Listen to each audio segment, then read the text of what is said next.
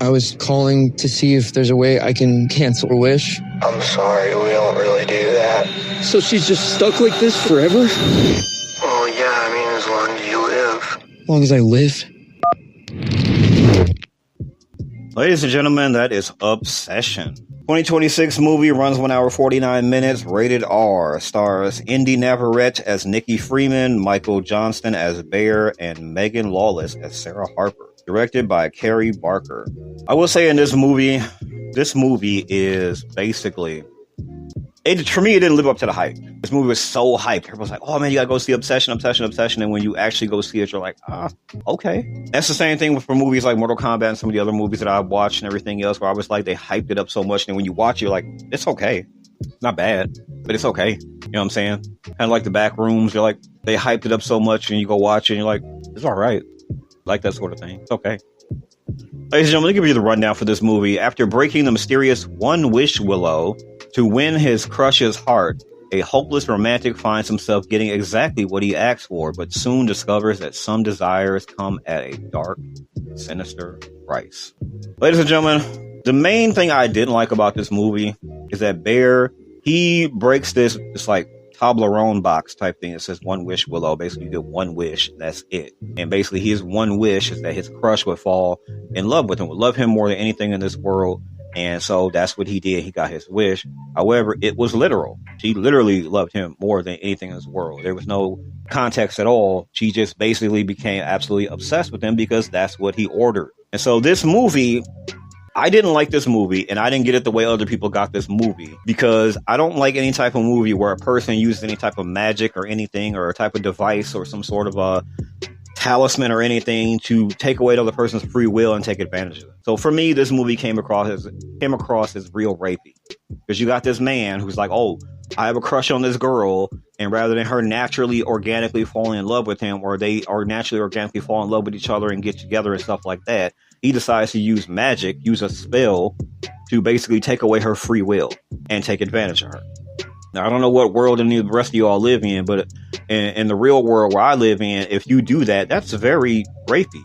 That you're just going to go ahead and take away another person's free will and take advantage of it. And this is exactly what he did, because he used it. The woman in this movie, she almost immediately starts, showing an interest in him. And then they started dating, and then they started having sex, and then they're going together. And then she gets to the point where she can't be without him.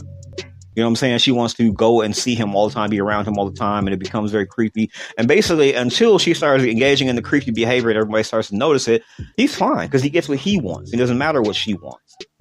He gets what he wants. It doesn't matter what she wants. So if she wasn't doing some of the crazy shit that made him be like, fuck, I can't deal with this anymore, I want to take back my wish, it was all selfishly about him. He gets to take advantage of this girl who would never normally, under any other circumstances, be in a relationship with him. So I didn't like that, because the main character, Bear, was pretty much a loser, an incel. He can't get laid. You know what I'm saying? He's just kind of a lame dude. And he's talking to his best friend about, like, what's the best way to talk to Nikki and flirt with her and everything else and all this type of stuff. He's a dude with no game. He's a dude who gets no bitches. And it just seems like a type of dude who would use something like magic or anything to go ahead to get a girl to fall in love with you so you can get what you want. And the sad, crazy part is towards the end of the movie, the other character, Sarah, the other girl who's his friend and everything else, seemed like she has some sort of interest in him.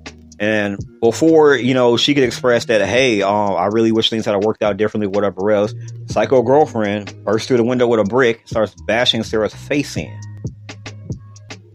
And there were a lot of scenes where Bear's friends are coming to him and telling him, like, hey, what's going on? You guys out of nowhere just started dating, and she seems like she's like not all together now. She's like really obsessed with you. She's acting fucking weird. She's never acted this weird at all about anything, let alone yo ass. And what's really going on? And so he couldn't even be honest and tell people, like, hey, I tried this thing or whatever else. None of that. Especially not even to his best friend, who he could have told him straight up, hey, I tried this thing or whatever else. And it wasn't until shit got real bad for him that he decided that, hey, he want to go tell his friend, like, hey, I used this One Wish Willow to turn her into this thing. There's a scene where he goes to his friend doesn't believe that the One Wish Willow grants him anything, even though he explains to him, like, hey, could you do this to undo my wish that I put on her and everything else, turn everything back to normal? His friend wishes for $1 billion. $1 billion fills up the room and everything else. It's just crazy.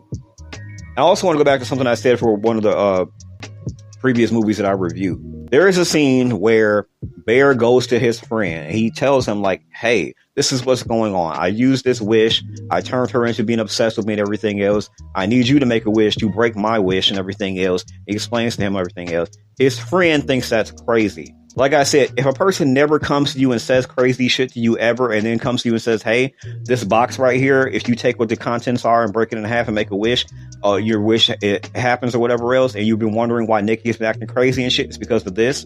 Believe him. Why would you not believe him? They show before the whole wish happened, before Nikki started becoming obsessive and crazy and everything else, he's not a dude who says crazy shit to his friends, let alone his best friend, Curry Barker. So he's not the type of person who says crazy shit. And I keep saying that about some of these movies. If you have a friend, child, relative, best friend, lover, whoever else, who never says wild, crazy shit to you, and they come to you and say, hey, look, I fucked up. I took this talisman. I took this whatever, and some crazy shit happened or whatever else. I need you to come with me to help me undo this curse or whatever else. Just believe them. They've never said nothing stupid and crazy like that before. Why would you not believe them? But of course, the best friend in this movie is like, dude, that's crazy. That never happens. If that were possible, I could wish for $1 billion. And then he wishes for $1 billion and he gets $1 billion. He shows up to the house telling his friend, like, hey, the wish was real. I got $1 billion. And he ends up getting killed. So that's what kind of threw me off about this movie. Another thing that threw me off about this movie, there was some jump scares. There were some parts about this movie that where basically, the girl was acting real creepy and shit. You know what I'm saying? Like, she was following him to the bathroom. There were some scenes where he would wake up and she's in the corner looking creepy and watching him sleep. He was like, babe, come back to bed. And she was just acting weird. There were some scenes where she would just get up and walk backwards, staring at him, keeping her eyes on him. Very creepy shit. The scene where they were all publicly having some sort of Jenga tournament or whatever, moving the pieces or whatever. And they played another game where basically, Nikki didn't want the girl sitting next to him, so she got up and moved her and sat next to her. All of that weird obsessive behavior. But for me, watching this movie, I view Bear as the crazy one. I viewed him as the crazy one. Because there's a scene in the movie where Nikki is talking in her sleep and she's basically saying, just kill me. I don't want to live like this. I don't want this. I don't want this. And so for her just to be crying or saying whatever she was saying in her sleep, that she just would rather be dead or whatever else, it kind of showed like her original mind or original self is kind of battling whatever this other thing that is taking over her mind and making her do these things and act this way and everything else. And so it's got her acting crazy. But like I said, for me, I think for me, he took advantage of her. He used this to take advantage of her. He got what he wanted, and as long as she wasn't acting crazy or shit like that, he would never broke his wish. He would never even thought about that. You know what I'm saying? As long as she wasn't cutting herself, harming herself, acting weird enough or whatever else, like, he would have just kept taking advantage of her because that's what he wanted to do. He couldn't naturally, organically get this woman to be in a relationship with him, couldn't get her to like him or whatever else. He used magic.